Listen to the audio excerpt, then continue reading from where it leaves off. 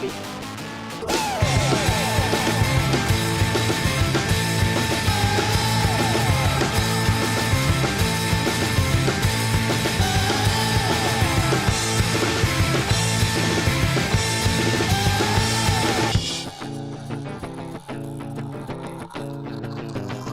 All right, Hi, brother. guys.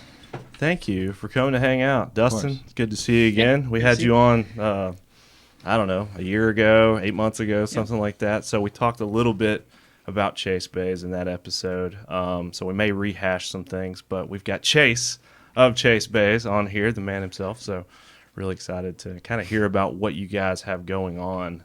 I want to preface this conversation by saying I am not huge into cars, and so I may ask some dumb questions, but That's all right. Zach's got my back, so Yeah. forgive me if Gotcha. I ask really dumb questions like, what do you do? Yeah. Stuff like that. We still don't really know. Yeah. We're not even sure. Okay, well, you're doing something right, because I was kind of scrolling through your social media and got a pretty solid following, and yeah, man, doing rad stuff. And I think the last time I talked with you, Dustin, this was kind of pre all the stuff you guys have going on at the new location in Trussville. Yeah, this was pre-move. Oh, wow.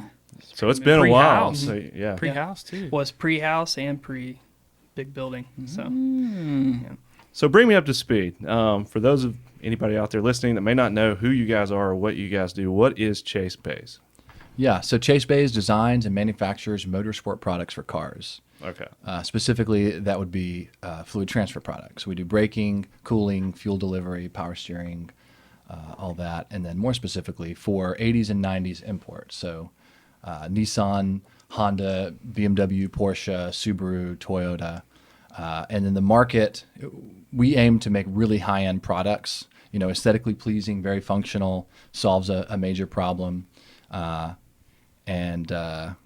Yeah. It's cool. It's cool dude And- stuff. Our market is not the guys you'd see driving on the street. Most of the cars that you see are trailered to tracks or to shows. So drifting, rally, road race, and then a lot of show guys. But our stuff is more targeted toward motorsport. People that are actually using the vehicle, like not just babying it and showing it off, Exactly. Okay. Yep. Our stuff is made to be used. And the common comparison, if you're not a motorsports guy, people go straight to Fast and Furious. Sure, yeah. Or Classic franchise. I guess NASCAR. yeah, NASCAR. It's common, and NASCAR is great. It's a great motorsport, but definitely not like Fast and Furious. A little less crime, a little less drugs. Yeah. Okay. Okay. Now, you said that maybe you guys kind of filled a void in the market where there wasn't one before, maybe here just in the Southeast or just in general. I mean, Worldwide. Yeah, worldwide. Okay. We ship all over the world every day. I think the void that we filled was that no one specialized in just fluid transfer products. Like you'd have braking companies, and then maybe somebody made a power steering reservoir. Lots or, of cooling companies. Yeah, radiators, oil coolers. But we've the reason it's called Chase Bays is because I'm Chase and everything goes into the engine bay. And we have more products now that kind of go to the back of the car, inside the car. But most everything is fluid transfer related. And there's not been a company that made the products that we do, ABS delete kits or power steering kits. I don't know if that's gibberish. to Yeah, you. that's all jargon, Call buddy. the ABS. Hey, delete- I understand deleted. that cars have coolant and liquids and other fluids Wheels inside and tires of them. and seats. Well, how did you get into sort of this? Sounds to me like a niche market, and maybe for anybody listening that heard the Dustin episode, we may rehash some things some all right. questions you may have already answered. But how did you get into doing this in the first place? Well, I used to skateboard. So I skated 12 to 15. That was all I cared about, all I wanted to do. When I was 15 and ready to turn 16, I wanted a Nissan Xterra or a Toyota 4Runner just to haul the buddies around, put a bunch of stickers in the back. I tore Did you my... want the minibus? Like all of my friends did. We all wanted the minibus. I wasn't dreaming that big yet. I was Okay. just like, Just wasn't- four wheels and yeah, just Mini heat. bus or short bus? What are we talking about here? Like short bus. What am I Minivan? saying? No. Like the Volkswagen, the bus. Yeah. The little loaf of bread. Yeah, Okay. Sorry. you know what I'm talking all about. right. Yeah. Anyway. okay. Well, I have Sorry. I have Short regret bus. now. I should have aimed for that. Maybe I wouldn't have torn my ACL, if I'd dreamed bigger. Yeah, it's the one out of what is that movie with Sean Penn? Come on. Fast Times at Ridgemont High. They had one.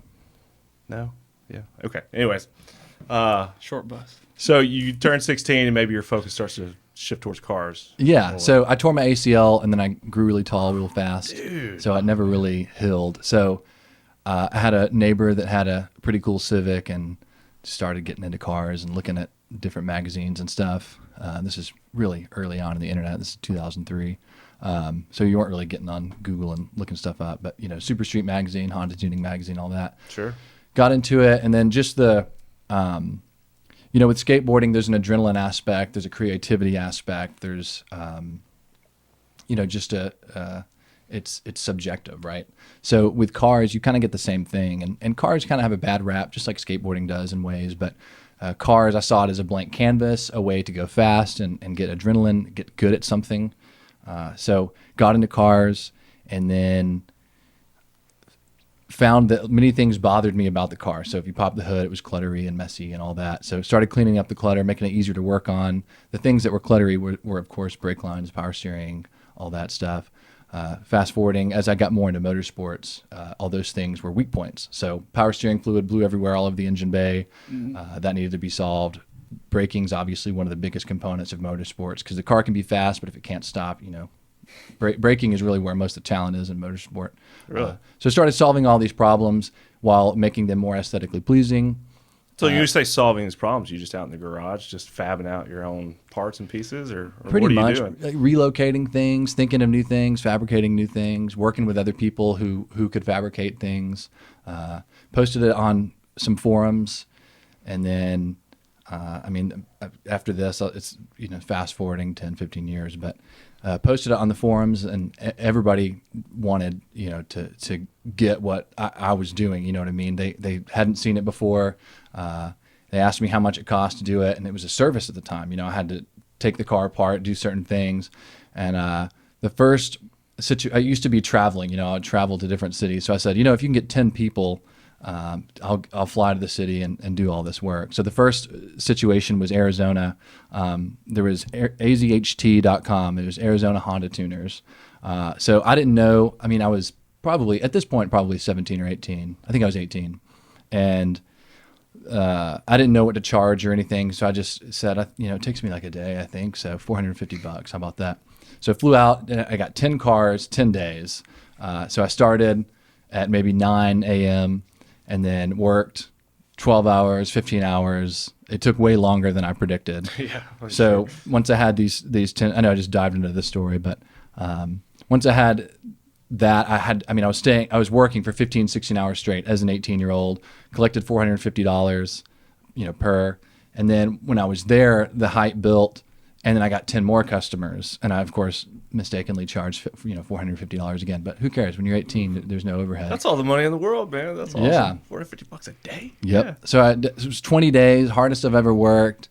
And then when I came back, I mean, you know, fast forwarding, I went to Los Angeles, North Carolina, Chicago, a couple other, you know, Portland, a couple other different places, and did the same thing. Kept charging $450. I got so burnt out on it, I had to make it into a product. So figured out how to make it into a product, made the right calls, did all this stuff, started selling it online. And then by that time I'm, you know, 19 and moved to Los Angeles, did that for a few years, got into some magazines. And then from there, it's just kind of a lot of long story. Could write a book, but just trying to get better. I had no idea what I was doing, made all the mistakes you can imagine. Didn't ruin anybody's car. Oh, for sure. Oh, for sure. Okay. Yeah. I mean, They drive it and the next day they're like, everything blew up. yeah. Well, like brake lines would leak or just that's just part of it. You're going to make mistakes. But the bad part was that before I made it a product, I had to deal with the problem. So if I was doing something on the car and something broke, they're like, I need my car, man. You know, what's going on? And so I had to just eat it. And I would work for like 24 hours straight trying to solve these problems. I mean, it was crazy. But from there, it was just trying to make the best products we could, finding the right people. That's what, you know, that took me forever to just find the right people. And Dustin's been with me longer than anybody. I think we're going on 8 years. Now, how did you guys meet? Just through the love of cars? Or maybe you talked about that already. I think you applied on Facebook, right? Oh, yeah. So Yeah. I left a job working with Steve at New Republic Printing. Okay. So I did Yeah, screen feel print for a little while, dabbled in it. Left there, and then my mom was like, "Hey, you gotta pay some more rent. Something's gotta happen." I'm like, "Okay, well, I need to get a job." So I posted and said, "Hey, look for a job," and he hit me up and said, "Hey, come in and work a few days a week, and we'll make something work." And then that's where it started. Sweet. So the founding brothers right Yep. here. All right. Now, at what point did it become official, like Chase Bays, as we know it today? So I've been self-employed since 2005. I called it Chase Bays in 2007. So when I was traveling, I didn't have a name. It was just Chase from the internet. Chase from the internet. Well, shout out to the viral messaging boards that got you that. That's awesome, man. Oh yeah. That'd have been so cool to get a call from like. What were some we dudes doing on- at 18? Sitting Nothing at that the- cool. Yeah. Not working that. I was probably trying to figure out how to graduate high school. I was working at the skate park. Yeah. You got me Yeah, that I did job that for a there. long time Yeah. too. Which Oh, skate yeah, park? Vestavia. The Sanctuary. Yeah, I remember that. Yeah. Yeah. Yeah, we forgot both about worked there. R.I.P. R.I.P. I think it's like a Baumhauer's. Or like something No else. shot. Yeah, Really? Yeah, they Well, it used to bulldozed that be whole like- area. Police or something right there, right? Like the police Yeah. stations right there. Well, they Yeah. did all the work on the city vehicles, so Oh. and then I think they just bulldozed that whole. Cause it's right there on 31, and so they tore it all down, and now it's like a Dunkin' Donuts and like some kind of restaurant. I or think something. Jay ended up getting all that skate light and everything. Really? I don't know. That's how Was he it worth built his- anything though? I don't know. I think that's what he lined his mini ramp or his Okay. big quarter pipe his backyard with. I don't know. I thought that park was a lot concrete. It was a concrete slab, but then they built wooden ramps on top. So it's like every skate park we've ever had up until, I guess they just dropped some new photos of the new skate park downtown today, and Really? looking sick, yeah. Really? They finished all the concrete, so yeah, they're looking. I think Those were if I'm real not mistaken. photos.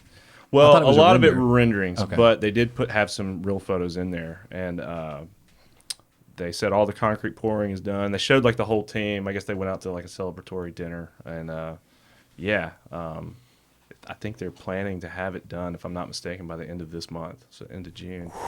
We'll have some like grand opening, you know, We gotta go to that. Dude. and, Well, then we'll have the fourth largest skate park. because we and- were over there like a week and a half ago, and there was still a lot of work to be done. I mean, there was Yeah. a lot done, and they're making progress, but they're going to be done. We're in a all like month? World Games 30 Yeah. days away. I don't know about that. Is man. it 30 days away? It's something like that, yeah. At the time of this recording, it's like 31 days away, something like that, maybe. Did they have rebar on the skate park yet?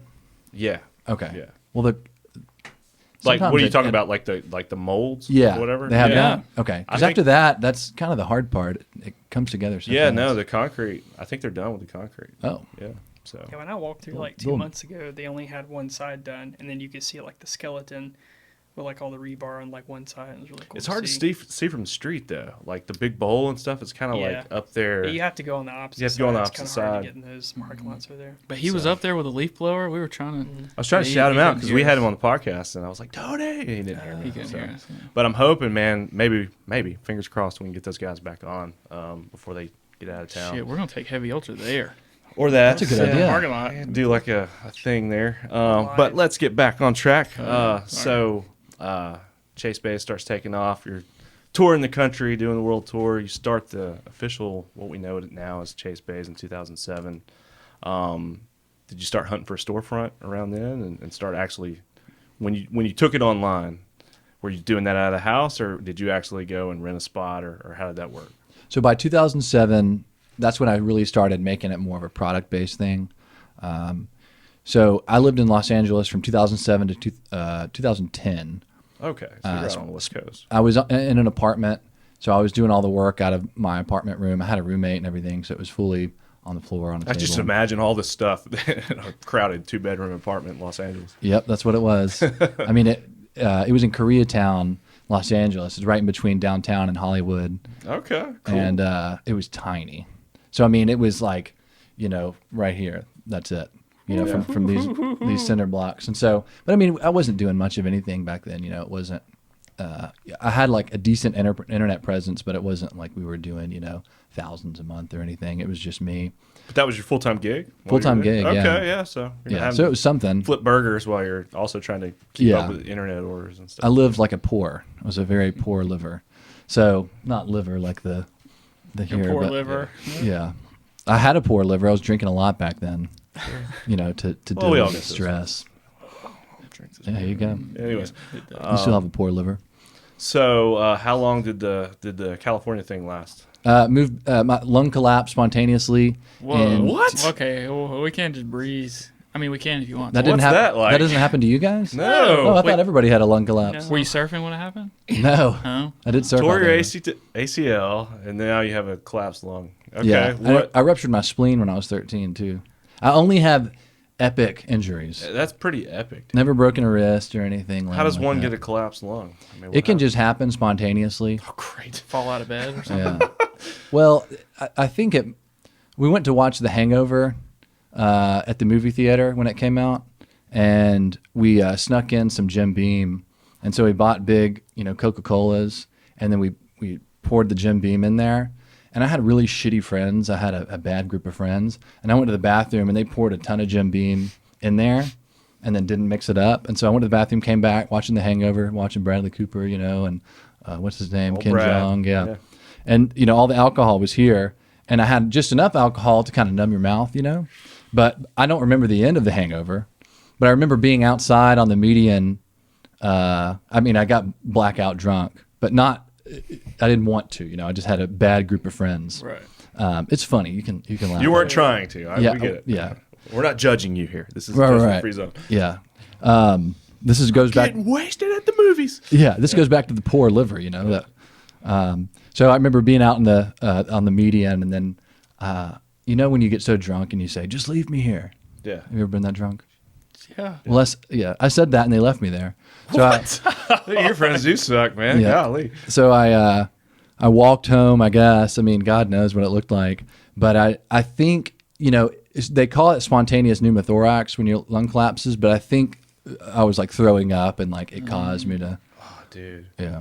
So I woke up and just like a pile of throw up, and then I couldn't breathe, and then Somebody just see you and call 911 or? no, I made it home. Oh, you made it home. Yeah. I made it home. God. Did you sleep it off and go to the hospital the next day, or what happened? Well, I woke up and there was throw up everywhere.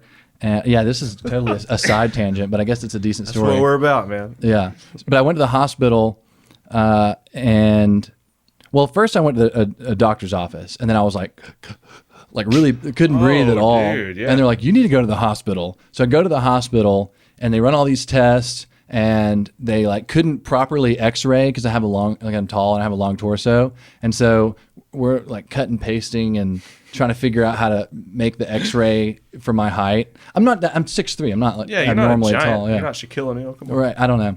But they said I just had numerous broken ribs and sent me home. I walked home and then go to sleep. And I'm like, dang, How are you not dead? I don't know. I say, like, broken ribs is horrible. Oh, yeah. This is because I was going, could barely breathe. I go to sleep, and then I wake up at 4 a.m. to all these missed calls and my phone ringing. And they say, hey, this is Dr. So-and-so. You need to come to the hospital. You're going to die. Oh my God. Yeah. And then they send out, I said, well, I'm a poor, and I have a poor liver, and I don't send an ambulance because I'll go broke, So they sent this guy in like a Crown Vic who does like pickups. Don't worry. We're going to send Bob. We got a guy. Yeah. He cleans toilets and he does pickups. He's Yeah. coming. His name was Leroy. And Shout out Leroy. they said, pack a bag because you're probably going to be here a while. And I mean, when I just said lung collapse, you'll probably rarely heard of that, right? Yeah. So I had no idea, what was going on. I think I was 21 at the time. But I pack a bag and I'm sitting in front of my place, and then this Crown Vic pulls around and it's all squeaky, Leroy. Yeah, Leroy. And then he points at me and he's like, hey, collapsed lung? I'm like, yeah. I mean, is there another group of us here? Like, come on.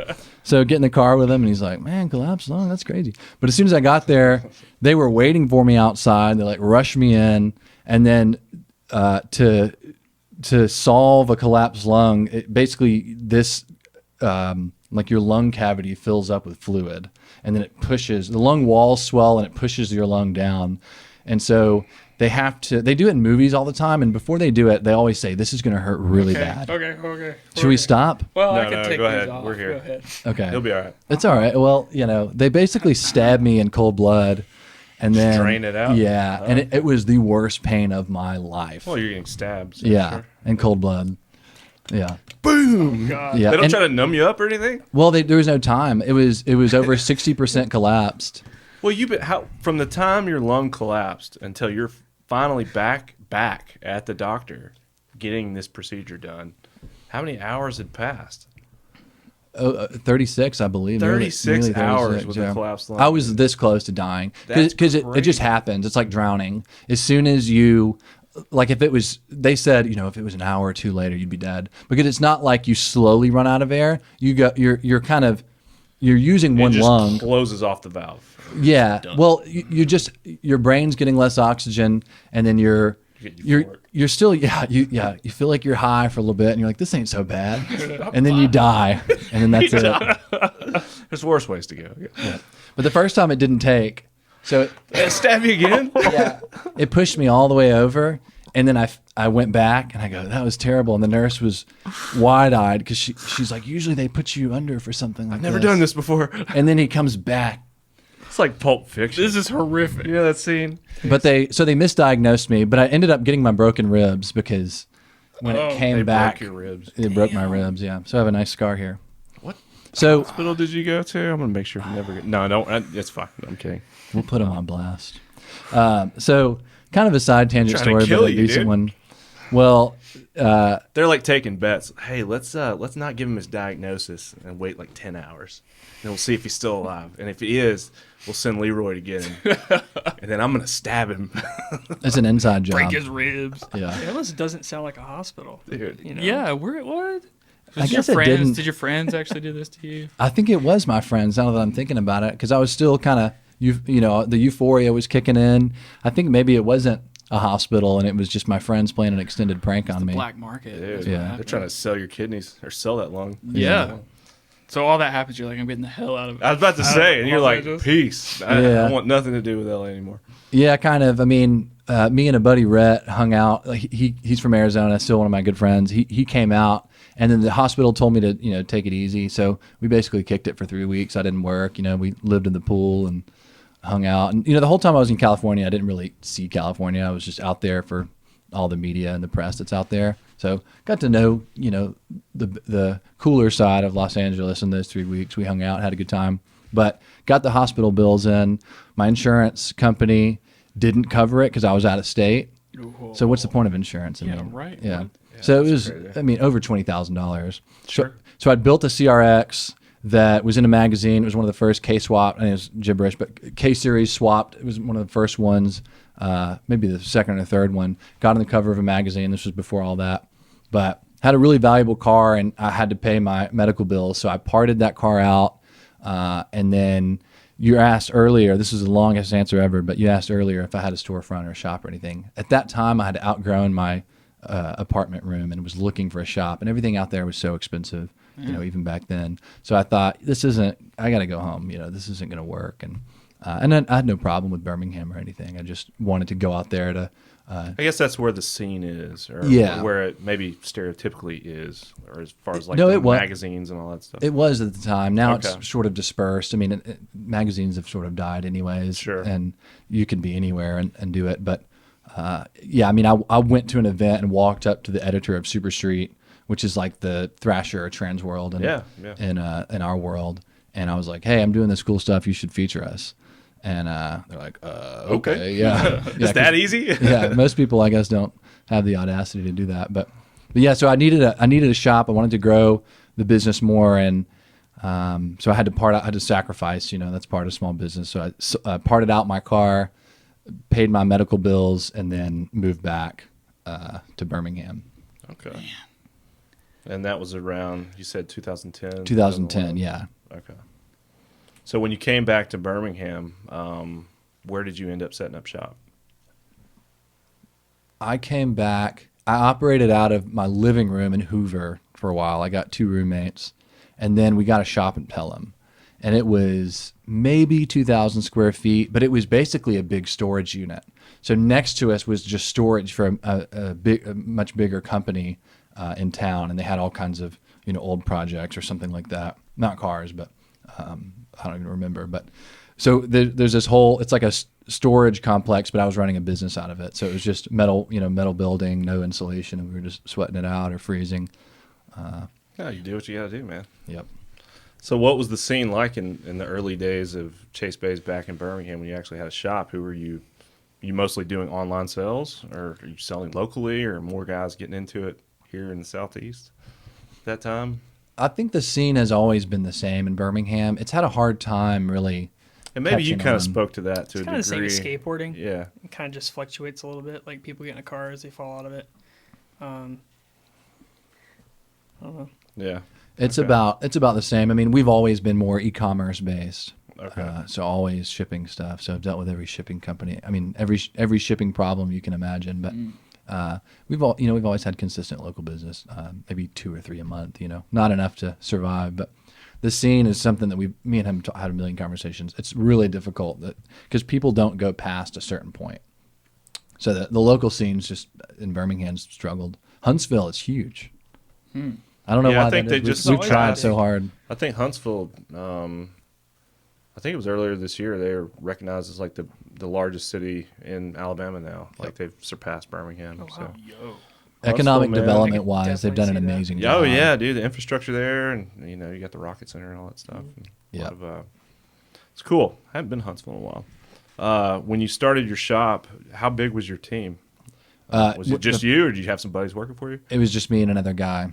Okay. Yeah, and I hired another guy, and it was kind of just for years. We kind of plateaued because we had this component to our business that kind of made us plateau for probably 5 years. We used to do wiring harnesses, and we'd sell them for $500 or $600 each, but our profits were terrible because they're hard to make. They take forever. They're hard to they're hard to do tech support on. They're hard to do on both, before and after the sale. They're hard to do tech support on, and pretty much In a nutshell, what does a wiring harness do for a vehicle? it connects all the sensors on the engine to the computer for the engine. Okay, so you can have better information about how your car's running. Yeah, kind of. I mean, the main thing is you want it to be durable for motorsports, and then swaps too. So people put different engines into different cars, and then you have to be able to adapt that together.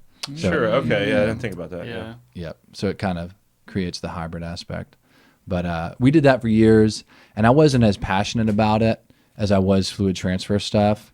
And we don't even have to go down that rabbit hole, but from pretty much from Fluid 2000. transfer. That was your thing. Man. Yeah, that was It's it. Just, I like wiring. I'm a gotta nerd fix about these it. leaks. Yeah, exactly. It's either that or be a plumber. I guess you just. Yeah, yeah. This is a more glamorous Sure.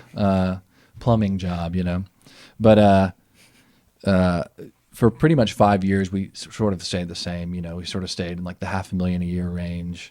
It was 2 people, three people, Sounds including awesome. me. What are you talking about? The $500,000 Yeah, between 2 guys? Yeah, that's pretty cool. I mean, yeah. You look back, it was just stressful because wiring harnesses are a nightmare because people don't understand them, and they'll build this insane car and it doesn't start up first F it up, time, and then they call you. and they like, call you, yeah, and then you go, well, it could be about 1,000 things, and then you Yeah. sit on the phone all day. I mean, it was just a nightmare. But with the fluid transfer stuff, it's much easier. I mean, we still have our problems, but there's only 5 things that can go wrong. Sorry. Wiring harnesses, we can move on. But you said that kind of fluid transfer cases were. Did I say that right? Fluid transfer products is what Fluid we call transfer them. products. Yeah. It's kind of what you were passionate about. So, at what point did you guys navigate away from doing the electronic aspect? All those damn phone calls, people not knowing what to do. Yeah, Dude, well, I'm done. Was there one that was just like, okay, I'm done. I'm not doing this. Yeah. I Them just off the fried a site. Supra, and I don't care to do this anymore. there was a guy that threatened to kill me. I mean, he showed up to Chase Bays, and it's crazy because in business you screw up, right? Sure. Especially when you're developing products, you're gonna have something go wrong. So in this particular case, we did nothing wrong. Like everything was flawless, and he just got in his head that it was our fault and had this complicated build, and he drove however many miles to just basically threaten me and was armed and everything. Damn. Dude. And so that was kind of, it was still a year or so later after that, but that was when I said, I got to figure out how to split from this. Because, $500,000 a year is great, but I have such huge plans. And I knew 10 years ago and beyond, what I wanted to be doing today and even 5 years from now. And so I'm like, that's not going to cut it, So I knew that these were hurting our reputation or hindering our growth. So we decoupled, and the last harness that we built was at 2000. 17. Okay, December 2017 was the last time we built harnesses, and we grew a little bit, but it was just we never crossed 1 million a year. First million's the hardest. So, yeah, pretty We'll much. get there. Yeah, Yeah. We'll get there, Alex. You'll get there. We're close. All We're right, damn yeah. close. dude. A million yeah, listeners. We'll see. Yeah, It's coming. I believe in It's you. coming. You guys got it. Yeah. Dude, Yes. that's awesome, man. So January 2018. I mean, I was miserable too because it was so stressful, and I kept going, but there's so many times I wanted to quit, but it's just it didn't have to. There's no way that owning a business was that stressful. Just not sleeping and being stressed out all the time and having your life threatened. I mean, that's just. And Yeah. if that is the case, then you should be making millions of dollars. Sure. You're like, Should yes, be a payoff for that. yeah. Well, it's like higher the risk, higher the reward. So if your life is getting threatened every now and then, at least you're a millionaire. Yeah, You know, that's the case in a lot of situations. So January 2018, it's pretty much been exponential growth since. And then we had more time to develop all the products in the fluid transfer space that we wanted to. So it's been great. I mean, it's been stressful, it's been hard, but since then it's been on target for what I thought would happen, 10 plus years ago. So after the Pelham shop, where was the next stop? So from 2010 to January 2018, it was Pelham, and then we went to Argo, and then Really? yeah, Argo. Yo. Yeah, because I didn't like being down 65. I wanted to be either Birmingham or Trussville, Irondale, somewhere in that area, because I don't like down 65. It's just the traffic is Oh, it's horrendous. Yeah. Yeah. and I get traffic gets bad around here, but it's different down there. It's like the sun hits different and stresses you out more or something. But Oh yeah, I get that. everybody knows. I mean, Dude, yeah, man. When I go up north towards like Springville and that area, it's just like, oh, this is kind of nice up Yeah. here. It's like country and hilly and stuff. It's cool. yeah, we like it. So Argo for a little bit, and then Trussville, behind Trussville Mazda, which is now Kia or Hyundai or whatever. And then we moved downtown to That was the 4th Avenue spot, right? no Where did you come into play? At what? West End. So we moved. CBN did. You were at Yeah, we Innovation were Depot. briefly. Yeah. We were at Innovation Depot, and we, Oh, okay, yeah. that's yeah, we cool. didn't really fit in there. I can imagine why. We do a lot of work at Innovation, and I always wonder, like, who are these dudes? You know, Yeah. it's just a bunch of random place. Mm-hmm. So, just to put this to rest, Innovation Depot is just a place where like startups all kind of get together and have a shared workspace. Yeah. And it's just It's like kinda an incubator. Incubator Yeah. type Yeah. still. Okay. They kind of oversold us on it because at the time I thought it was going to be a good idea to get some stuff patented. And so whenever we went there, somebody just said, hey, you need to go by there. I think that'd be good for your business, And so they said, we have patent lawyers that come in and do talks once a month, and the service is free, and then they'll figure out a way for you to patent your product. And so I was like, all right. And so I went to one of them before we moved in, and it seemed real promising. But then when we got in, the guy wasn't going to talk for another quarter. And then whenever he did, I said, hey, I'd like to, talk to you about patenting this stuff. And he's like, all right, cool. It's $500 an hour.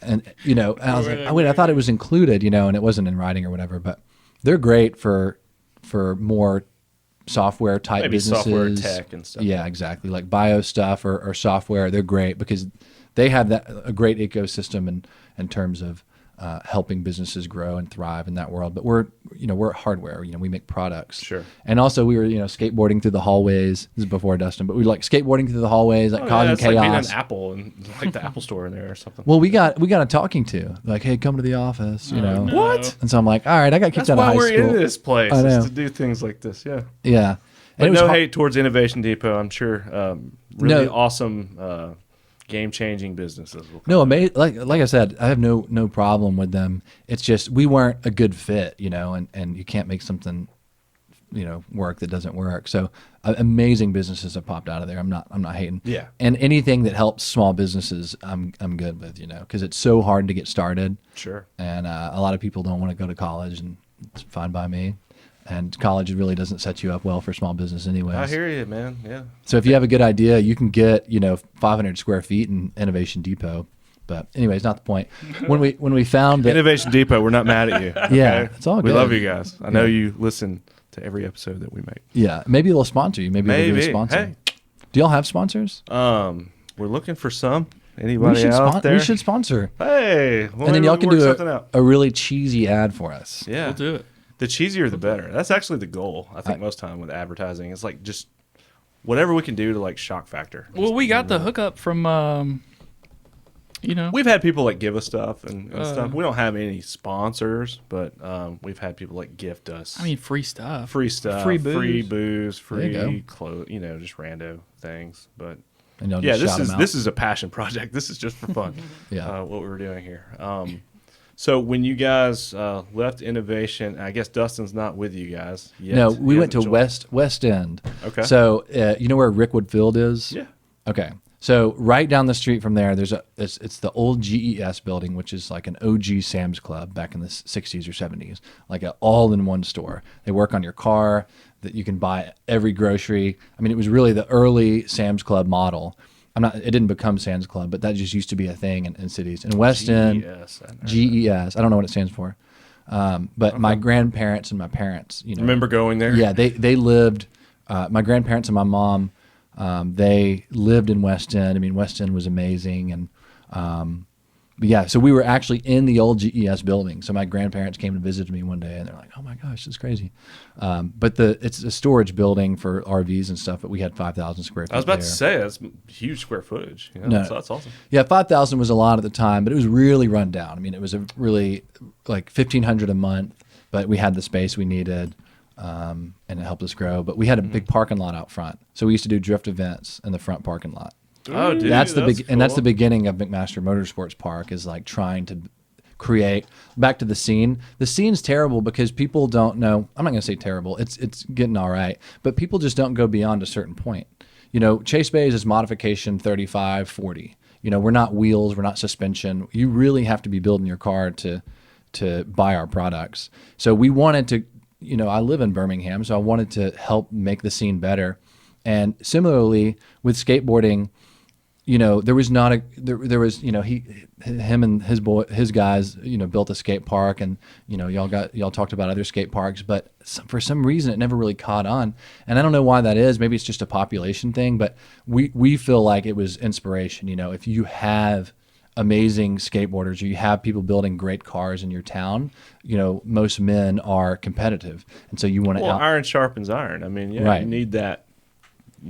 Yeah, I get what you're saying. Totally. Yeah, and so there was no drift events anywhere nearby. I mean, there's some in Nashville, some beyond Atlanta, and we said we need something. And it was a haggard parking lot. I mean, it was, when we were done with it after a few months, there was potholes, and it ate your tires and stuff. But it was better than nothing, Sure. So even back then, I mean, we tried to do a Kickstarter to build a small track to have somewhere cool to go. So that was the beginning, and really we just stayed in that building for longer because we wanted, we were using the parking lot.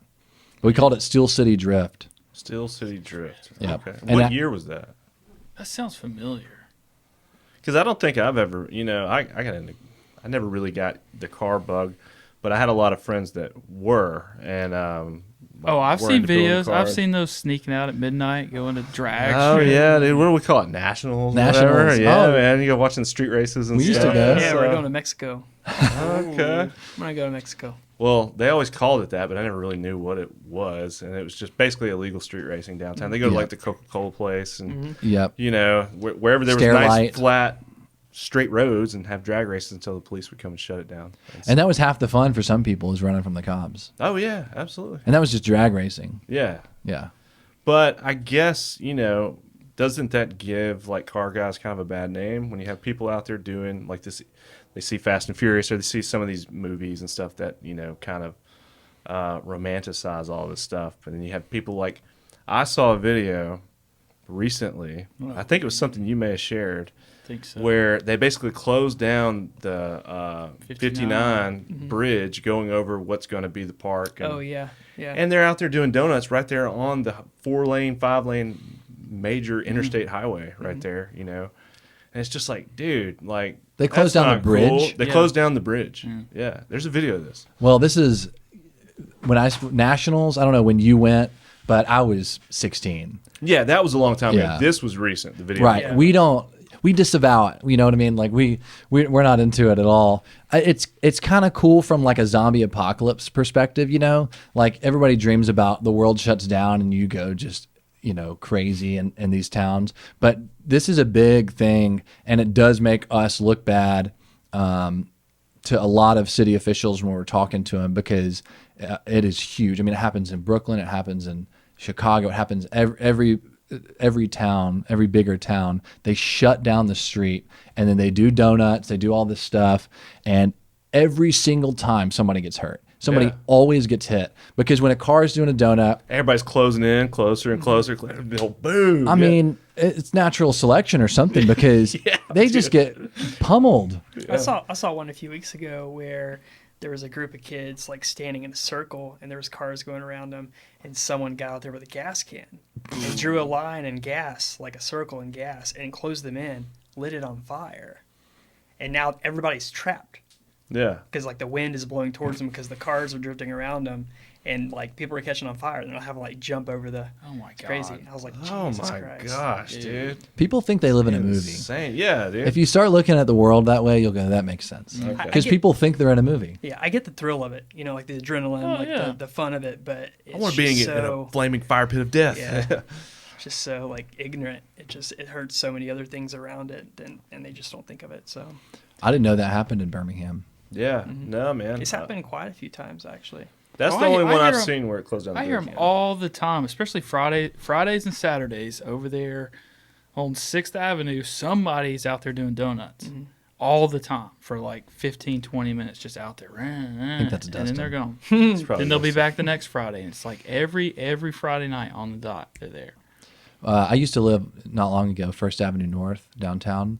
That is a street racing central. I mean, Really? I don't get it. It's like the cops just let it go or something, because they start right around where I guess Wine Loft is, and then they just go all the way up, because they time it right where the lights are all Where green. the lights are all green. and then yeah. they go up the hill past Sloss and everything. I don't know. Yeah. But yeah, that's something that's inconvenient for us, because those are car people. Mostly they're stock cars with V8s or something, and the cars aren't set up for it either. I mean, there's so much setup that goes into it. It's like think about trying to skate well on extremely loose trucks or something. It's like the car's soggy, and it's gonna I'm a driver, but I wouldn't go drift a stock car, because it has all these tendencies to it that To make it more of a comfortable ride, not to be raced like a damn Yeah. And going back to kind of the bad rap, I mean, I know that you had tried to kind of put on some different events in town and stuff, and it was Yeah. like you ran into a ton of red tape Yeah. because people already had these preconceived notions about Yep. what car guys do, you know. I just stopped trying to do it anymore because I couldn't get through to anybody. So just take a break for a while until City Walk is like a cool thing, and or maybe acting a little better, and then put something on. Well, speaking of some local drama, you guys made a big move recently. We talked about it a little bit. You guys now have a new place in Trussville, if I'm not mistaken. You guys were in Trussville, then you were in Birmingham, Massive place, by the way. and then somewhere along the way, Ginormous. you ended up back in Trussville. So tell us about that spot. Yep.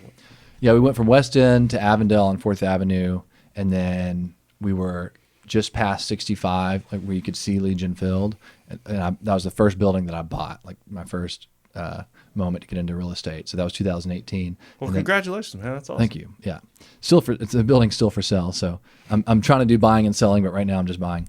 But yeah, we moved to Trussville. Was that last August? Okay. We were it's a little more space than we needed, but we needed something to grow into, because every time we move into the space that we need, not the space that we need in a year.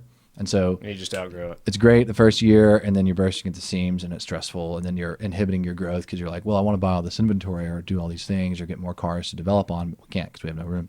So I was looking for 35, maybe 40,000 square feet, but the problem with real estate is it jumps from 10,000 to 50,000. There's not a lot of real estate.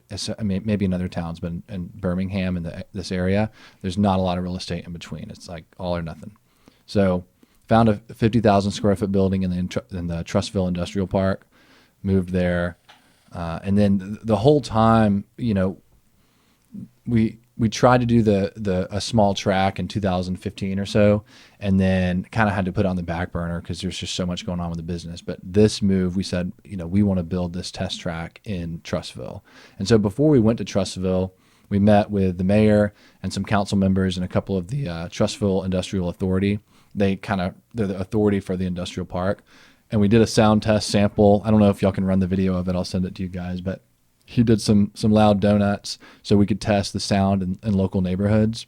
So we had an industrial authority member. He went to the closest neighborhood, and then another one went to another neighborhood. And then his car is pretty loud, so it would be maybe the loudest version of a car that would drift on the track. And then we had a more typical car that's like a 350Z with exhaust.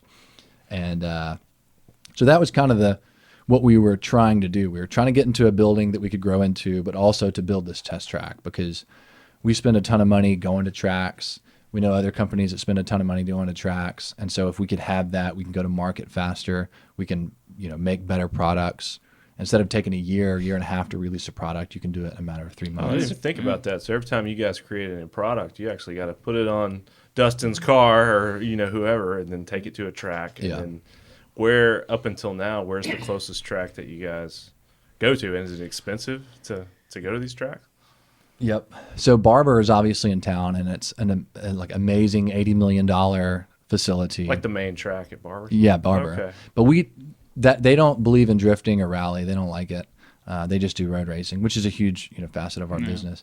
The problem with Barber is it used to be to where they had a lot of groups would rent out the track for the weekend, and then they have 50, 60 spots, and then you pay your $300, and then you track all weekend. So $300 a day, maybe it's $350 Saturday and Sunday, and you get your track time in. They do run groups, so you actually can't be on track for 8 solid hours. You actually have about an hour of track time.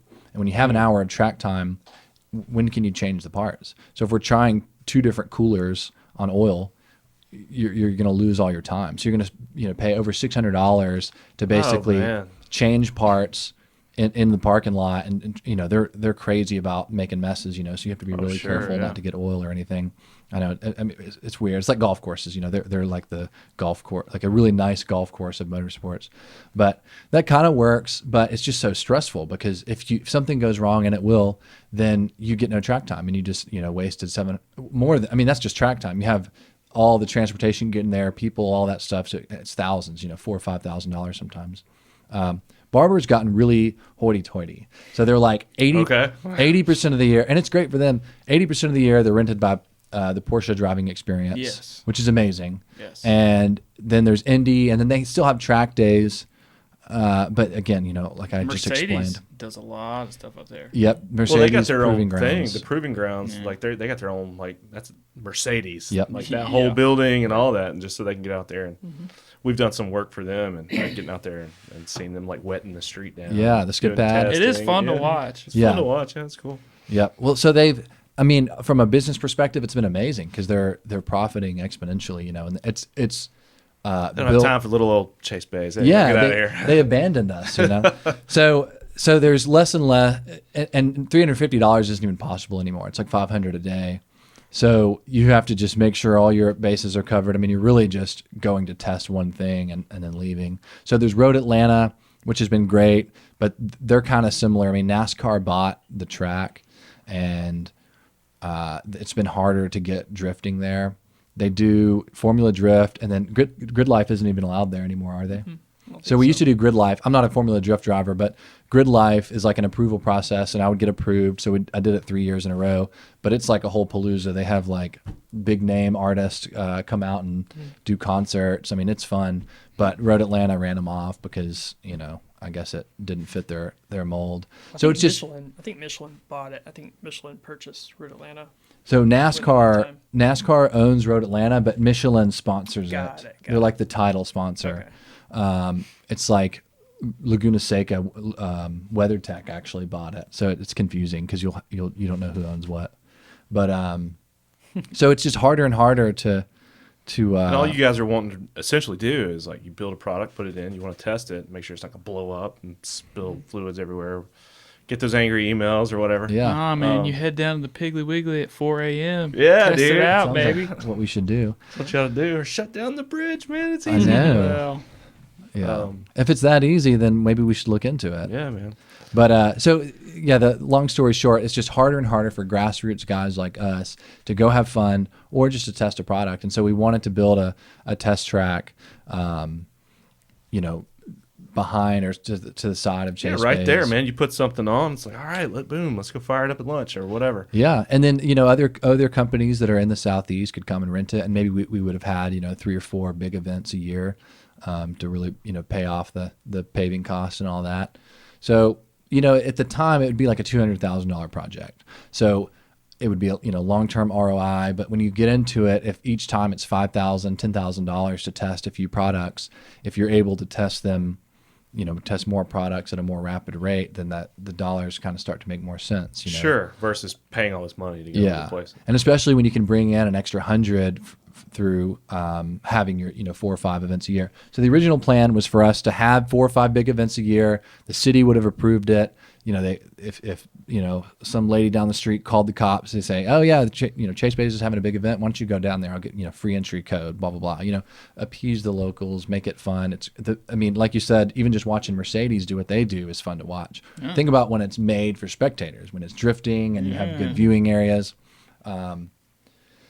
So we created a plan and then kind of got not red taped by Trustville, but a little bit, where it was just really, I had to jump through a lot of hoops, and I went to planning zoning and talked to them, and I would get sent back to this and had to do revisions. You can get development burnout really quickly. Sure. There's some projects like, gosh, the skate park probably talk about development. Just never burnout. ends. Yeah. Nobody wants to greenlight it. Yeah. So I got a little bit of that, and then had a good meeting with them, and then said, well, I'm going to build interest because I now want, I have so much, I've had people say that they want real estate, or they want their shops next to the track.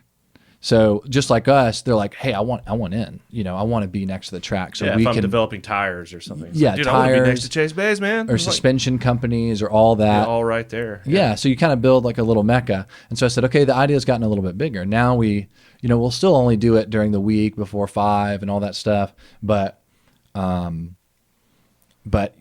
it just still fits the mold, and Sure. and it can, now I can maybe profit a little bit instead of just breaking even. Now I can not only solve problems with Chase Bays, but profit some. And so I posted about it on Facebook, and it was a private group it was Steel City Drift that I mentioned before. I posted it. I said, building interest for Trustville, Alabama. Here's the specs on the track. And obviously there's a huge void for it because it blew up. It got shared, thousands of times. There was a bajillion comments. So unfortunately, when I changed it from Steel City Drift to McMaster Motorsports Park, so we already had a few thousand followers. So it got shared to local neighborhoods, and once again had my life threatened. What was that dude? What did that dude say? He said, "I'll make your life a living hell." Yeah. Yeah, I'm not being dramatic, like woe is me, but we think it's funny. But yeah, So when did you change? Yeah, so I noticed the shirt you're wearing with Master Motorsports Yeah. Park. So you thought that sounded a little more classy, I guess, than the Yes. Steel City Drift or. Well, we want it to be all encompassing. So motorsports is all encompassing. So you Sure, can be yeah. off road, you could be side by side, Be you all can kinds be of stuff. Yeah. That makes sense. Yep. So I thought that was good. And I don't know, it's just like when I named Chase Bays, I'm like, I don't know, this will work for now. And so I just called it McMaster Motorsports Park. I'm tired of typing it because it's very long-winded. Sure. I saw that. I saw Landon post that, and I was like, McFarland, is he doing McMaster? Like, whoa, what? Yeah. No, I Yeah. was so wrong. Yeah, very different. Same country. No, I finally put it all together, and I was Yeah. like, oh, Nick- shit. Nick- So where did the name come from? You just think of it? Just McMaster Motorsports Park? Yeah. Well, this was my last name. Oh, okay. McMa- Chase McMaster. I'm Chase McMaster. Yep. Okay. Nice to meet you, Chase McMaster. So yeah, just use my last name. I thought it was kind of cool last name, Okay. uncommon. Barber is George Barber, and Yeah. other track, whatever. I just Chase Bays, McMaster. I warned you Motorsports about the Park. dumb questions. So. Yeah, that's not a dumb question. So where are we today? What happened? Well, it was fun for a while. So the back of the shirt says "Stop McMaster Disaster." So the week that, so I posted it expecting it would just be industry people, and it got shared to local neighborhoods. They do what they always do. They created hypotheticals and got angry at them. So, I mean, you saw everything from, the Cahaba River is going to get destroyed. Like all of your oil is going to go into the Cahaba. All of the dust is going to go into the Cahaba. They said all these riffraffs are going to be drifting through our neighborhood. And I'm like, Traffic's gonna Well, they be did the same bad. thing with Barber Motorsports, didn't they? oh, absolutely. The yeah. the whole car tag saved the Cahaba, all that crap. Well, they've, Everything's against the Cahaba. Yeah. I know.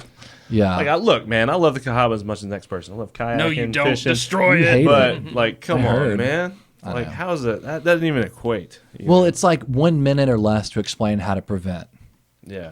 any sort of damage happening.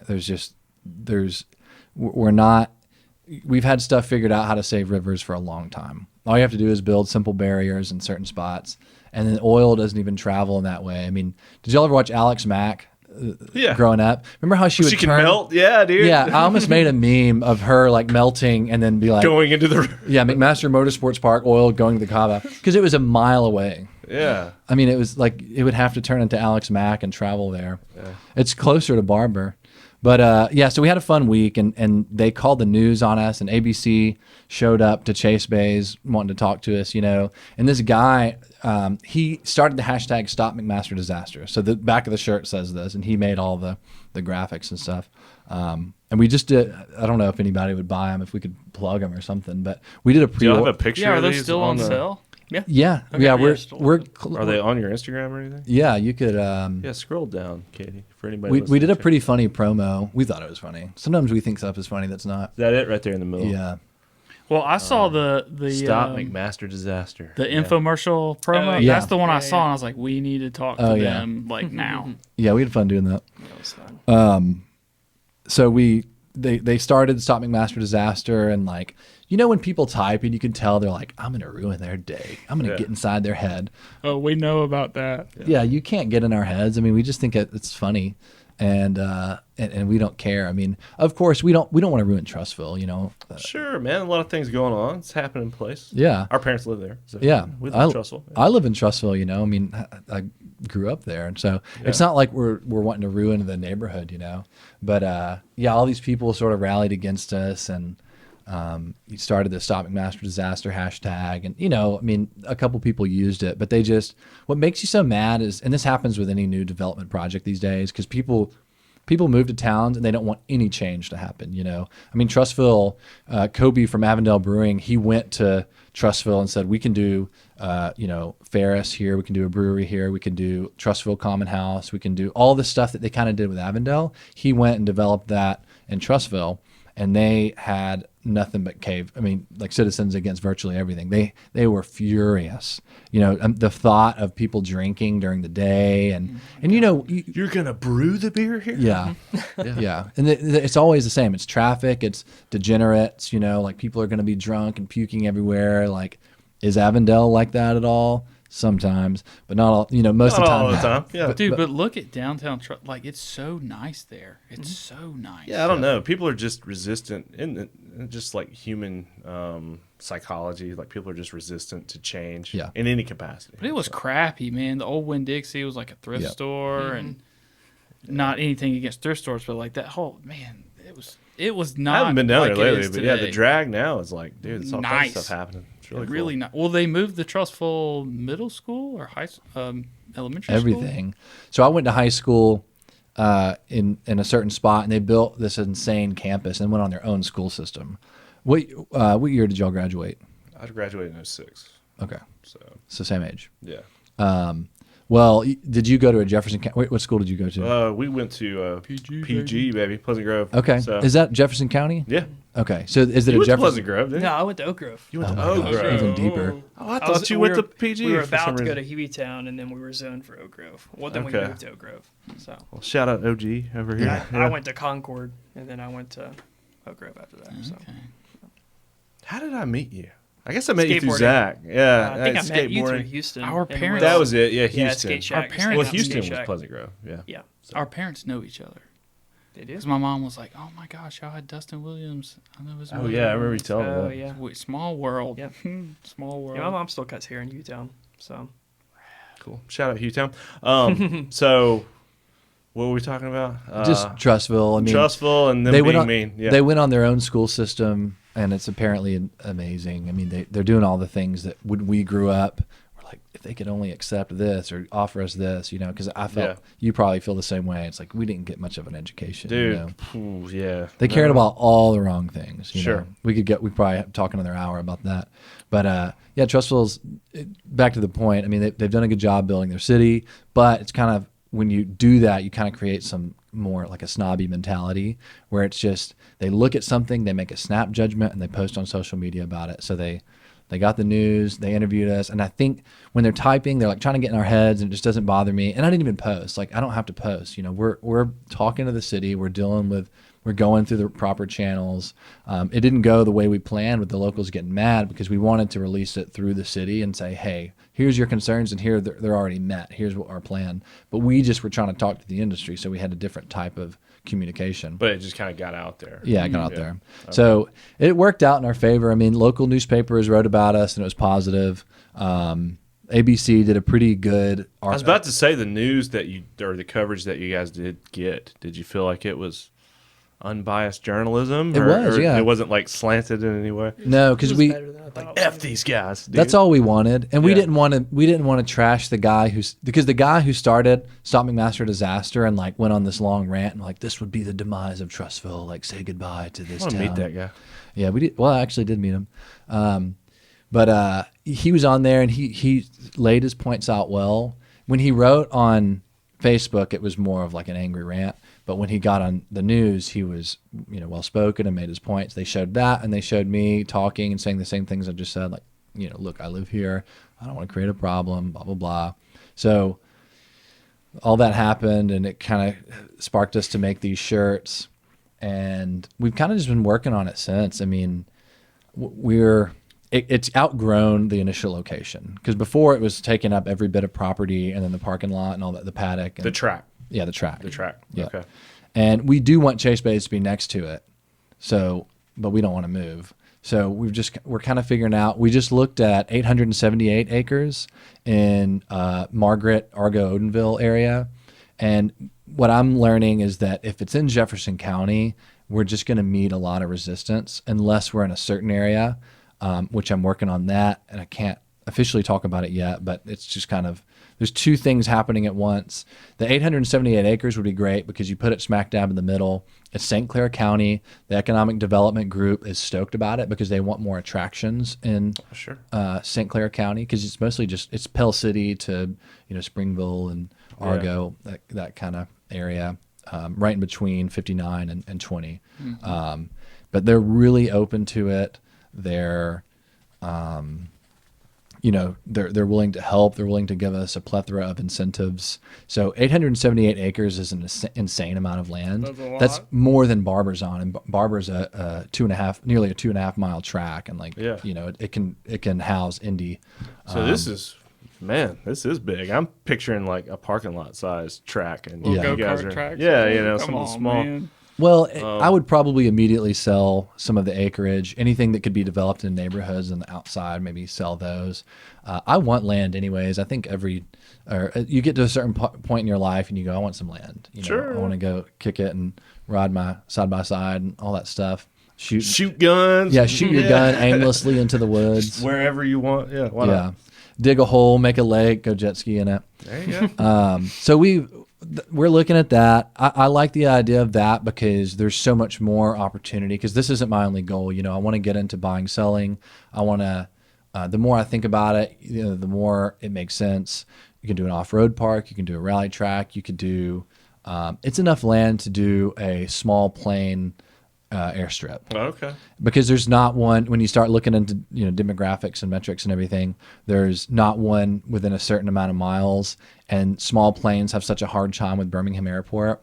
And then besides that, I guess it'd be the Shelby County Airport. Shelby County Airport. yeah. Yeah. And so there's when you look at other states and populations, there's a big void right there. And so with that amount of land, you can do that, and that would probably make us more money than the motorsports park would. Because you offer plane storage.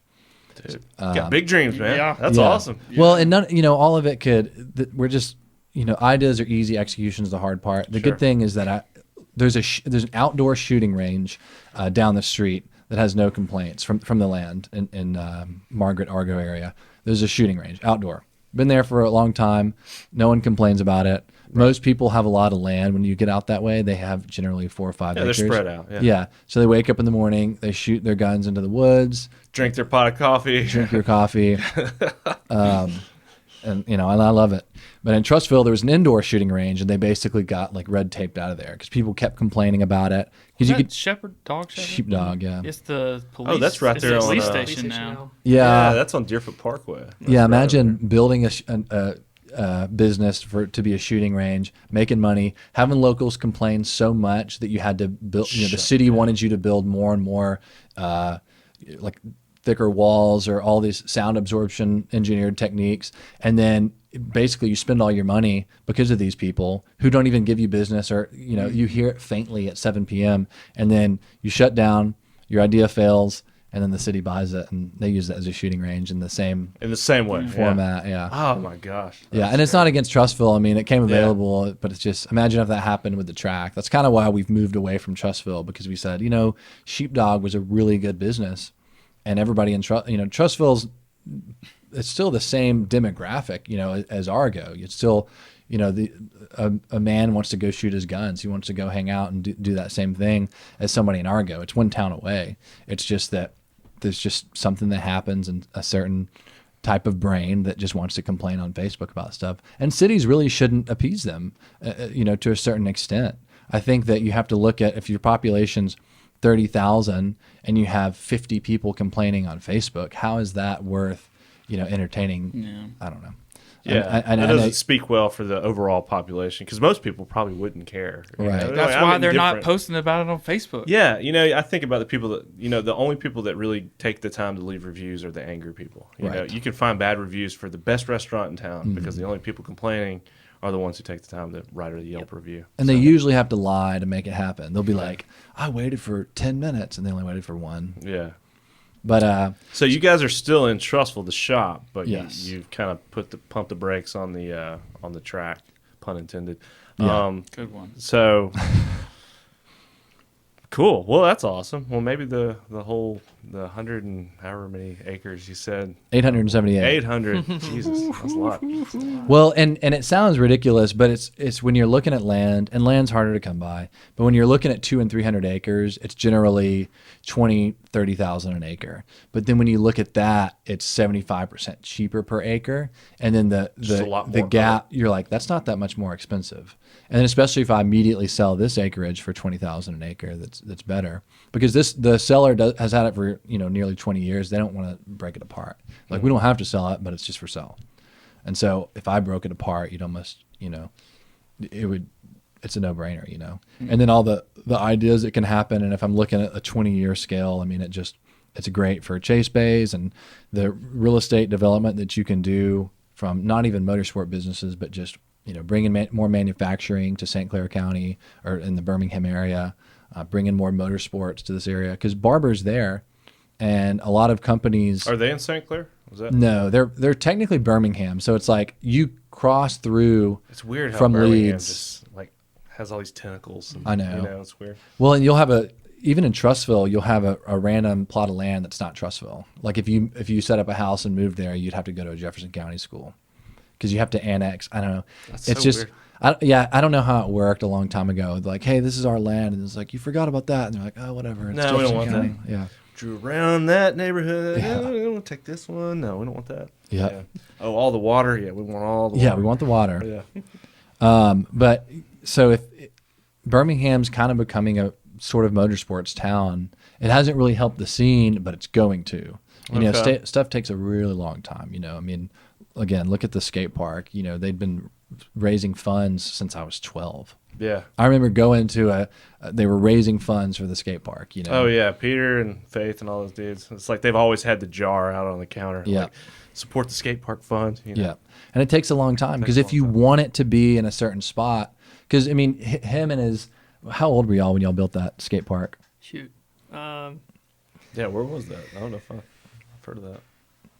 Yeah, this guy built this 16, 17, 18, 19. Oh, this was the This is Battleground. wall. Battleground. Battleground. Yeah. Oh yeah, with George and all Yeah, those George dudes. and Yeah. Houston was pretty much in charge of the whole deal. Yeah, no. I think I got a little older in skating and stuff at that point when that was kind of taking off. But yeah, no, you guys had a huge impact. That was awesome. That lasted fun. for however For long. about 3.5, 4 years is how long it lasted. And y'all would have like And they events sold it and to like a forklift training facility or something. Yeah. hey, get these kids out of here. Yeah. That's how it goes, man. Did they lift the skate ramps as training? No, they like went in and said, if you want Destroy anything, all get it this now. And they literally disassembled everything and just threw it away. Jeez. Yeah. Man, I think, tragic. I think we kept some coping and stuff, but pretty much everything was just thrown into a bonfire. Dang. Gosh, Yeah. harsh. Well, dude, talking about the scene and maybe things are getting better and for car enthusiasts and stuff. I know that you do rad posters, by the way. Oh, yeah. The Chattanooga thing that you talked Riverside. about. Riverside. Chattanooga thing. It's a basically a car meet, Yeah, if it's you like will. a big car gathering. So people just kind of come together to talk about cars Mm-hmm. and hang out and sell products, but you guys aren't necessarily racing or doing anything like No, that. it's pretty much just a car show. Okay. But it's more than it's a place for people to come and hang out all weekend. There's pop-up meets here and there. Vendors, So yeah, as soon as you vendors. leave, a bunch of vendors you can buy from and hang out and stuff. But after and before these events, there's a bunch of pop-up meets that other companies and people in town like put together at different restaurants or parking lots, and people gather. Pretty So much it's just the like a whole weekend thing. Yeah, pretty much. That's cool. Yeah, Well, how was it this year? it was good. It was yeah. good. Biggest yet. And how did you get? I guess you being the graphics guy, I saw the. I don't know if we could pull up one of the posters, but dude, those are. I want to get a print to hang up down here. If you Yeah. have any left, Yeah, I'll I have buy one. one. I gave Oh, he's him got one. one. Okay, It's hanging in sick. my 'Cause office. He printed the Well- the whatever they're called. I can't remember the films for me. But yeah, dude, those turned out really cool. So I know you've had a big hand in that. Are you just like the go-to graphics dude, or do you have more of an event? What do you call it? Have a bigger hand in help putting on the overall event, or are Not you just really. kinda, Not really. I mean, I guess since I live in Birmingham and I don't live in Chattanooga, Sure, then I don't okay. really have a hand in that. But we've always worked together on doing all the flyers, and then it grew into doing the logos and all the T-shirt designs and posters and different things like that. And maybe being bong on ideas and trying to figure out what's best to sell and help him out where I can help him, and he gives me a place to be there. Yeah. For the weekend and stuff. So it's a really good exchange for both of us. So that's the Riverside meet that happens in Chattanooga, and this is an annual thing Yeah, that it's you guys every do. spring. I guess it's gotten bigger every year. How long has it been going on? 7 years now. 7 years, Yeah. okay, Yeah. sweet. And I've gone to every single one, and I've vended at 6 of them. So I didn't vend the first one, but I vended 6 of them. Okay, well, cool. Do you- Actually, 7 because there was 2 because of COVID. There was one back to back. There was one in, I guess it got canceled when COVID started, and then they redid it in in October. So we Okay. had like a fall meet. That was really cool. Cool. Well, do you think that Birmingham will start to see, or do we have anything like that going on currently, or maybe that will start to come to town, or Yeah, anything I like think that? So. I think so. We're pretty close to Chattanooga, and I've Yeah. talked to Mason before about like maybe trying to. He's wanting to do pop-up meets and stuff, so I would really like to maybe.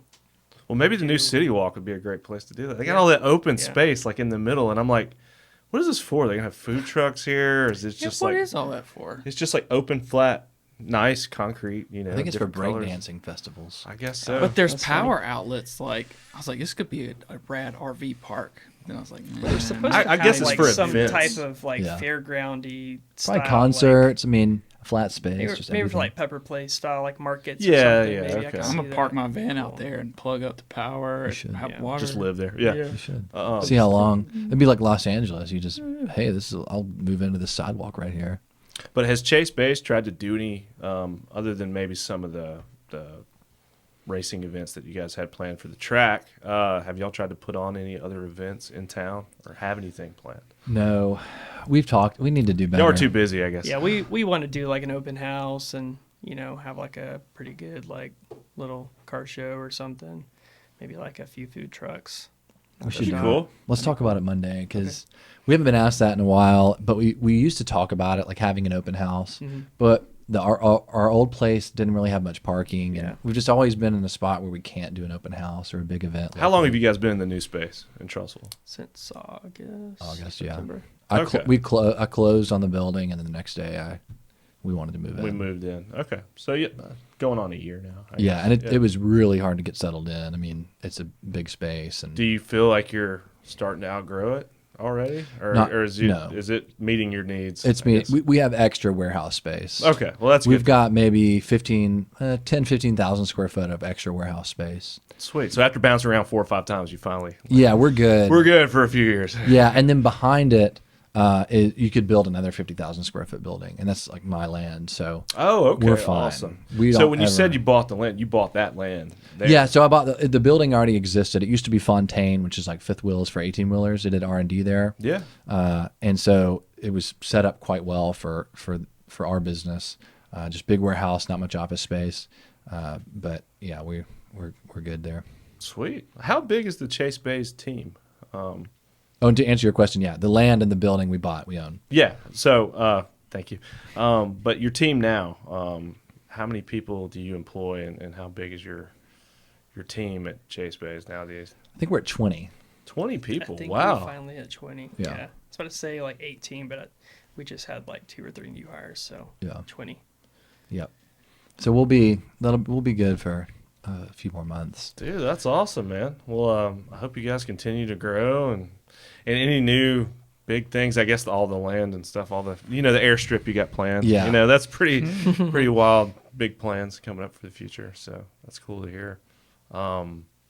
Yeah. Well, thanks for taking time to come and hang out with us. This was really rad to kind of hear about you guys and all the wild things you have going on. So really appreciate it. It was cool. Yeah. I know it was a lot to cover, and we really didn't get into the track. And it's still, new and forming an But for idea. anybody listening that's looking for a place, where they're not having to drive, where's the closest? Isn't there one in like Steel in their track there? It's a drag strip. track. It's a drag track. Yeah. Okay. Yeah, Well, well, there's there's a- the South is we have like tons of drag strips and tons of oval tracks, but no like circuits Yeah. that you can drift on. So a circuit's the Yeah. one that's not in a circle. We're just trying Yeah, to go it's, straight, yeah, fast. yeah, we don't want to go straight. We Yeah. don't want to go around track. We want to just go crazy. But there's Yeah. nowhere close Well, there's that does that. yeah, drag racing's having a kind of a slow death. It's just they're trying to Okay. yeah.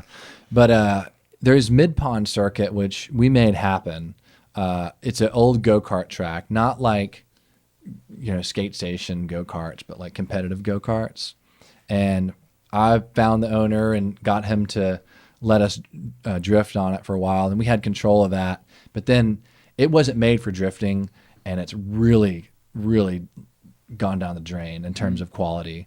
And I love that it's a spot where local guys can get good, but once you get to a certain skill level, you're like, this is tough. And Is then it just a flat track? yeah, it's like flat and then They just like cone it have off. curves. No, it's like an actual layout. Oh, okay. Okay, Yeah. cool. It's great. It's really rough. It's thin, so it's got a lot of dips. It's tough. It's tough to drive. And then there's no running groups. So if you're advanced, you're out there with guys who are beginners, and then so you're every lap you're like, cool. I can't. Because you get backed up behind Yeah. somebody. Yeah, okay. Yeah. Again, I'll make the skate park reference. It's like if they had like noob day. and So this then- is Mid Pond. Mid Pond, yeah. Okay. But I still love it, and people are like, "Why are you trying to put Mid Pond out of business? Like, we're soul skaters, soul drifters. Like, this is OG." And I'm like, "Well, Soul one, skating. I'm the one that made Mid Pond happen, so you're welcome. Yeah. Don't need to get any credit or whatever. But two, like, You heard it here. yeah, Mid Pond's great, because the track that we make won't be a beginner layout, and it's like if you go to the ski slopes, you can't just go ski. You have to have some formal training to be able to go snowboard or ski or anything. And so Mid Pond, I think even when we I get don't the know, track, man. They'll let anybody on that lift. If Really? you can make it to the top, it's on you to make it to the bottom. oh, my I thought they used to have that '90s regulation. No, not anymore. No, coming from experience, if you get on that lift, they're like, "All right, see ya." And I then mean, he you rode just- all the way up here. You got to get Yeah. down somehow. I mean, the lift even needs formal training. Yeah. Remember how intimidated you were Oh, the first dude. time? Yeah. You just fall off, slide down. The guy's like, "You're not supposed to be up here." Oh, Well, my you're here. Yeah, Fun. it pushes you down. Yeah, you'll figure it out. I did. Apart from Mid Pond, is there anywhere else? No, Um, the There's closest. that like Nyota Drift or wherever in Tennessee, and really but nothing else in the state. nothing. No. Nothing. Wow. Nothing. So there is there's a definitely a huge void Oh, to yeah. be filled there, man. Well, I hope it works out, man. Yeah, we'll get it done. It's tough because I go in, and some days are just really stressful. It's really hard to just even manage chase bays. You know, I'm trying to get to where I'm doing 4 days a week instead of 5. You know, like 4 10s, and I can have a whole day to work on the track. But it's just business. There's one problem after another. It's the hardest time. I mean, I've owned a business for 15 years. So of the last 15 years, it's the hardest time to own a business, especially a hardware type business, you know, like hard parts. Oh man, I didn't even ask about like just getting Supply parts chain. and supply chain and all that stuff. Man, I It's bet it's a nightmare. really bad, and it's getting worse. And you know, we called it years, you know, whenever all this stuff started, that this was going to be a problem. And you know, it's like down to food and gas and all these important necessities and stuff. I get that we're just out of enjoyment, but if you don't have enjoyment, then it's hard to focus at work. You know, this Amen, brother. yeah, this is our de-stressor. You know, or maybe not ours. It's but you know, a lot of people, this is how they de-stress. So it's been really, really difficult in the last year to get stuff in the door. And meet demand. I guess you guys are, you know, telling customers, hey, things will be delayed. And stuff Yeah, like that. but people still, I mean, they'll cancel orders, and you know, people are more understanding than ever, and that's great. Sure, yeah. But yeah, if they need the part, they need the part, and they'll just move on to something else. They don't want, you know, $600 or $1,000 sitting out there. But Is there anybody? I would imagine not in Alabama, but I mean, who's your competition? Is there anybody out there that's kind of doing the same? there's companies that Thing there's that's- companies that are trying, Okay, and it's good of them to try. it's good of them to try, but you guys Yeah. are definitely top dog. It sounds like. Yeah, I'm just kidding. There's people that pop up there that do a great job. We haven't had somebody that's been completely competition, you know, Okay. where because like I said, we're all encompassing. You know, we make radiators, we make oil coolers, we make power steering kits, we make, you know, manual brake booster deletes. I don't know if all that's gibberish. Handbrakes. Handbrakes. You I know what a radiator is. I know what brakes are. Well, sometimes they'll make the power steering kit, or they'll make the ABS delete kit, or they'll make the radiator, but nobody's tackling everything that we are. Like You're kind of a one-stop shop for that stuff. for yeah. that stuff. Yeah. Yeah, but people pop up, and then we, you know, they'll dig into our business some and stuff. But I can look at something and tell you everything that's wrong with it, of course. And so people come and go all the time. you know. Yeah, yeah, definitely. Well, I'm glad you guys are. You said you've owned the business for 15 years, so I would say that you're probably a leading expert. Yeah, I hope so. I don't feel like it. I still feel like a fraud some days. Like, I don't know what I'm doing. Why do you trust me? I don't know what I'm doing. Well, dude, this has been cool. I feel like I learned something. This is awesome. And as far as the track goes, man, I wish you all the best, and hopefully something will materialize, and maybe Trust will back off a little bit. you know. Yeah. Would you ever consider doing something small there, even though it may not be the size or meet all the demands? If Trustful were to just come around tomorrow and be like, hey, man, we were wrong. This would be cool. Go for it. Yeah, I mean, something's better than nothing, and the location's great because whether, you know, the locals like it or not, if you have a track that's not way out in the boonies, then that's just better off. Sure. Because gas is closer, food is closer, all that stuff. I guess that may be a kind of a downside to the one out in St. Clair. Yeah. Maybe a little further away. but- Yeah, it's like 15 minutes from us. So Not bad. Yeah, it's not terrible. And a lot of tracks are out in the boons, you know, because they just know sound's going to be a problem. But yeah, I would still do it. We've even considered paving where Chase Bays is now. It's probably on like 5 acres of land. That backyard where I said that we could expand 50,000. We've thought about just paving like a small figure 8 with a couple little chicanes and stuff. Could you get away with that? I mean, do you yeah. have to have like formal approval to like? That's what I'm saying. What's stopping you from doing that now? Like just paving like a football field size plot of Asphalt, yeah. asphalt, and then just getting out there and if only just to test stuff. Like, hey man, take a couple of laps and let's make sure this fuel line or this whatever doesn't explode or whatever. Yeah, I mean, I've talked to him about it. I think the problem is that Trussville has a planning zoning commission, and so you would really, Piss them off. yeah, you'd really piss them off. What are you doing? But I mean, if we made like an extended driveway, you know, I And could then get just that drive approved. fast on it sometimes. Yeah, I could get that approved. We wouldn't be able to have big events because it wouldn't be a big enough track for that. Sure, But it would be about mid pond size. I mean, if It you would be paid back cool to then. have like invite only. It's like there's got to be some kind of yeah. loophole we can exploit to give Yeah. you guys something. Well, I'm a troublemaker, you know, by nature, and so I generally would do something and apologize for it later. Yeah. But I don't know. The track project getting bigger means it's going to take longer.